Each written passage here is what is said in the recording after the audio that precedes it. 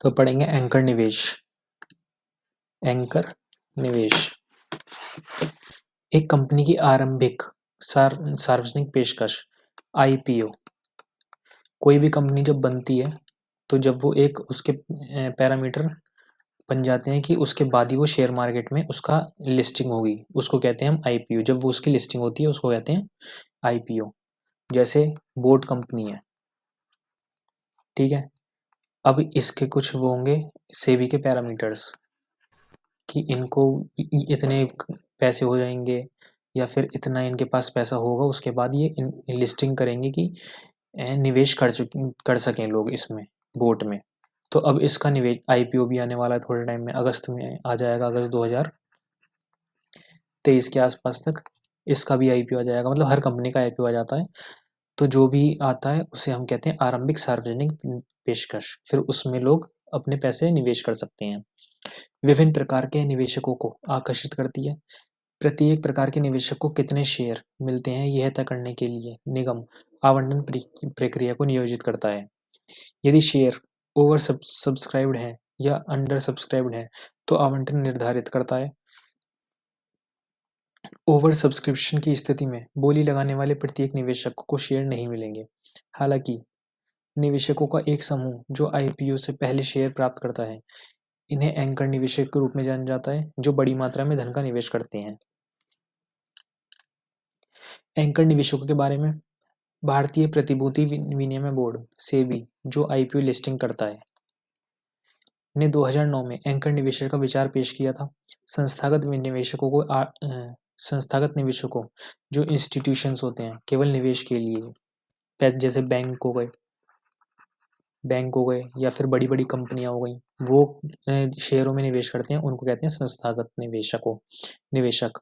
IPO को शुरू करने से पहले शेयरों की सदस्यता लेने के लिए कहा जाता है ताकि इस मुद्दे की अपील को बढ़ाया जा सके। जैसा कि नाम से पता चलता है कि अन्य निवेशकों में विश्वास जगाने और स्टॉक की मांग बढ़ाने के लिए एंकर निवेशकों को एक निश्चित कीमत पर स्टॉक खरीदने के लिए बाध्य किया जाता है।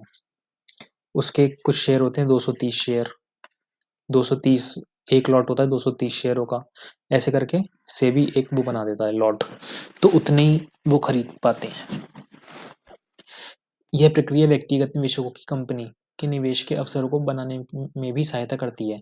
वे क्वालिफाइड इंस्टीट्यूशनल बोर्ड्स क्यूआईबी के लिए इश्यूज के आवंटन का 30% तक अलग रख सकते हैं। आईपीओ का हिस्सा होने के बावजूद उन्हें सौंपे गए शेयरों का मूल्य स्वतंत्र रूप से निर्धारित किया जाता है। उनका आवंटन मूल्य इसी तरह आईपीओ मूल्य ब्रैकेट के भीतर है, लेकिन यदि बुक बिल्डिंग प्रक्रिया के दौरान निर्धारित मूल्य एंकर निवेशकों को आवंटित किए गए मूल्य से अधिक हैं तो उन्हें मूल्य भिन्नता का भुगतान करना होगा। यदि बुक बिल्डिंग मूल्य कम हो जाता है तो उन्हें अंतर के लिए प्रतिभूति नहीं की जाएगी।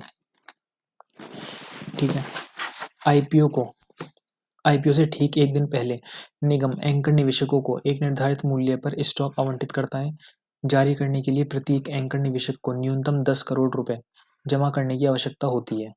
प्रत्येक एंकर को कितने 10 करोड़ रुपए कम से कम जमा करने की आवश्यकता होती है। उन्हें कंपनी के निर्धारित मूल्य पर स्टॉक खरीदना चाहिए।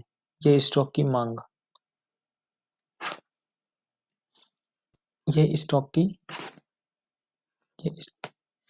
स्टॉक की मांग में एक खुदरा निवेशकों का उत्साह बढ़ाता है। ठीक है। एंकर निवेशकों की भागीदारी से आईपीओ की गुणवत्ता में खुदरा निवेशकों का विश्वास बढ़ता है। नतीजन एंकर निवेशक जारी करने वाली फर्म व्यक्तिगत निवेशक के बीच एक कड़ी के रूप में काम करता है। यदि पेशकश 250 करोड़ से कम है तो कम से कम 15 एंकर निवेशक होने चाहिए। यदि प्रस्तावक 250 करोड़ से अधिक का है तो एंकर निवेशक की संख्या 25 तक बढ़ाई जा सकती है।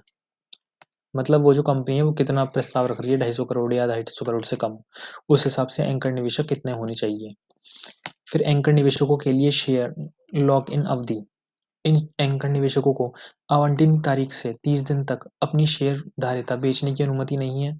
इन 30 दिनों की अवधि को लॉक इन चरण के रूप में जाना जाता है। शेयरों के लॉक होने से आईपीओ के बाद शेयर की कीमत में बड़ी गिरावट आती है। लिस्टिंग लाभ को अधिकतम करने के लिए एंकर निवेशक कंपनी के सूचीबद्ध होने के ठीक बाद अपने शेयर बेचना चाह सकते हैं, क्योंकि उन्होंने इस मुद्दे में काफी पैसा लगाया है। किसी भी विक्री से शेयर की कीमत गिर जाएगी। यह लॉक इन अवधि उन्हें स्टॉक बेचने और उसके मूल्य को कम करने से रोकती है।